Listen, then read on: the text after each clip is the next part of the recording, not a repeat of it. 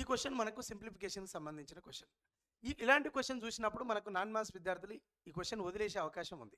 So ఒకసారి చూడండి, ఇక్కడ 11 స్క్వేర్ ఉంది, ఇక్కడ 131 ఉంది, ఇది ఇక్కడ ప్లస్ ఉంది, ఇటువైపు వస్తే ఏమవుతుంది, మైనస్ అవుతుంది. 131 మైనస్ 121 యూ విల్ గెట్ 10 ఇక్కడ. సో ఇక్కడ 100% పర్సెంట్ అంటేనే పర్ 100 వస్తుంది, డినామినేటర్ 100 ఉంటుంది అంటే డివైడెడ్ బై 2, రైట్. 52 53 ఇక్కడ 2 1 262 అంటే 186 అవుతుంది. 186 ప్లస్ 10 అంటే 196 వస్తుంది.